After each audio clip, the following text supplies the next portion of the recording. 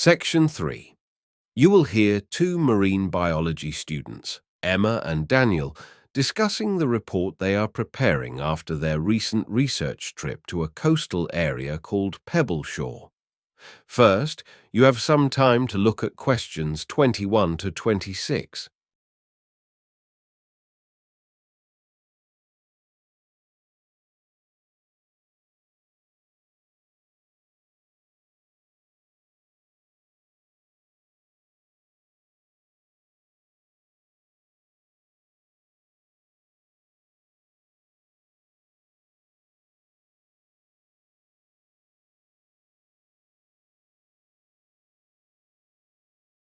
Now listen carefully and answer questions 21 to 26. I've brought along my notes from our marine biology field trip to Pebble Shore, Daniel, so we can work on the draft of our joint report. Great, I've got mine here as well. Let's begin by checking what we wrote for the aims of the project. Sure. What did you put down? I mentioned gaining practical experience with various fieldwork techniques, but I think we should also include something about the factors that influence why certain creatures are found in particular places. Yes, I agree. I was also wondering if we should add something about conserving rare species. Well, that's important, but it wasn't really a focus for this trip, was it? True. Right. Now let's check the equipment list we were told to bring. Do you remember why they wanted us to bring a ruler? I think it was to measure the gradient of the shore, but in the end, we didn't use it because we were actually recording wind direction, and we had the compass for that. Yes, but we forgot to pack the length of string we were supposed to hold up to catch the wind. Oh yes, Mr. Carter was quite annoyed about that. Luckily, another group had a spare. Now, about the procedure section. I read the version you sent me. And? It's clear enough, but I don't think we need every little detail, like the exact time we set off, when we got back, or how we split the tasks. Okay, I can trim that down. Then we need to explain our methods in more detail. For example, how we measured the speed of the waves. That turned out to be surprisingly simple. Just counting how many broke in a minute. I'd expected something more technical. Same here. And the way we measured the salt content was interesting too. You mean from the water in the rock pools? Yes. Let me check. Were the chemicals we used in the lab potassium chromate and silver nitrate? That's correct. Now for the map of the shoreline. You left that for me to do. I started it from a point down on the beach, but then realized I'd have had a clearer view from higher up, so I had to redo the whole thing. At least you had squared paper, so the scale was accurate. True. We could check it against an online map. I tried, but couldn't find one. You took some photos, though. Yes, I'll send them to you so I can make any changes before scanning the map into the report.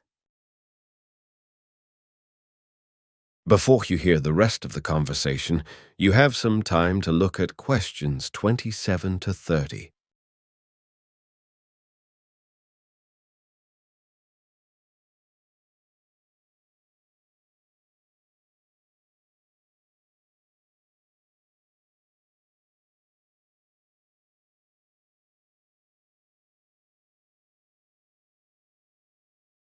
Now listen and answer questions 27 to 30. For our findings, I thought we could organize them by the different zones along the shore and outline the challenges for species living in each one. Okay, starting with the uppermost zone. The spray zone? Yes. We mainly found tiny mollusks with very hard shells that help protect them. But the main problem for them isn't predators. It's avoiding drying out due to lack of moisture. Right. And because they're exposed for so long, they also have to avoid overheating by finding shade or covering themselves. Exactly. Then in the middle and lower zones, closer to the sea, we should talk about the impact of waves. And how some creatures have adapted to cling tightly to the rocks so they aren't swept away or smashed. We didn't really collect data on geological changes, though. No, but we could look for relevant websites. I've got Mr. Carter's lecture notes, but they're too broad. Maybe he could suggest books from the reading list. Good idea. Now, for the section on possible sources of error, I wrote a draft, but I'm not sure you'll agree with everything. For example, I wondered if our sample size was large enough. I think it was fairly big, and our general observation method seemed reliable. True, but we might have missed some creatures hiding in crevices or under stones. Yes, and I'm not convinced we correctly identified every species we found. Then we should definitely mention both of those points. That is the end of section 3. You now have half a minute to check your answers.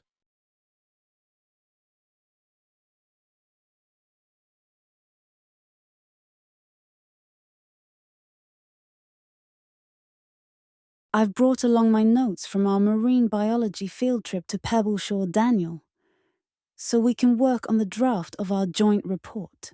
Great, I've got mine here as well. Let's begin by checking what we wrote for the aims of the project. Sure. What did you put down? I mentioned gaining practical experience with various fieldwork techniques, but I think we should also include something about the factors that influence why certain creatures are found in particular places. Yes, I agree. I was also wondering if we should add something about conserving rare species. Well, that's important, but it wasn't really a focus for this trip, was it? True. Right. Now let's check the equipment list we were told to bring. Do you remember why they wanted us to bring a ruler?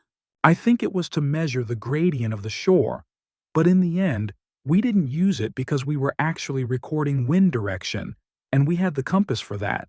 Yes, but we forgot to pack the length of string we were supposed to hold up to catch the wind. Oh yes, Mr. Carter was quite annoyed about that. Luckily, another group had a spare. Now, about the procedure section, I read the version you sent me. And? It's clear enough, but I don't think we need every little detail, like the exact time we set off, when we got back, or how we split the tasks. Okay, I can trim that down. Then we need to explain our methods in more detail. For example, how we measured the speed of the waves. That turned out to be surprisingly simple. Just counting how many broke in a minute. I'd expected something more technical. Same here. And the way we measured the salt content was interesting too. You mean from the water in the rock pools? Yes. Let me check. Were the chemicals we used in the lab potassium chromate and silver nitrate? That's correct. Now, for the map of the shoreline. You left that for me to do. I started it from a point down on the beach, but then realized I'd have had a clearer view from higher up, so I had to redo the whole thing. At least you had squared paper, so the scale was accurate. True. We could check it against an online map. I tried, but couldn't find one. You took some photos, though. Yes, I'll send them to you so I can make any changes before scanning the map into the report. For our findings, I thought we could organize them by the different zones along the shore and outline the challenges for species living in each one. Okay, starting with the uppermost zone. The spray zone? Yes. We mainly found tiny mollusks with very hard shells that help protect them. But the main problem for them isn't predators. It's avoiding drying out due to lack of moisture. Right. And because they're exposed for so long, they also have to avoid overheating by finding shade or covering themselves. Exactly. Then in the middle and lower zones, closer to the sea, we should talk about the impact of waves. And how some creatures have adapted to cling tightly to the rocks so they aren't swept away or smashed. We didn't really collect data on geological changes, though. No, but we could look for relevant websites.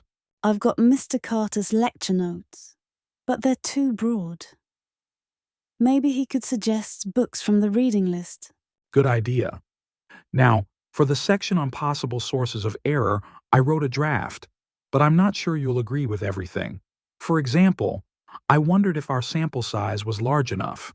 I think it was fairly big, and our general observation method seemed reliable. True, but we might have missed some creatures hiding in crevices or under stones. Yes, and I'm not convinced we correctly identified every species we found. Then we should definitely mention both of those points.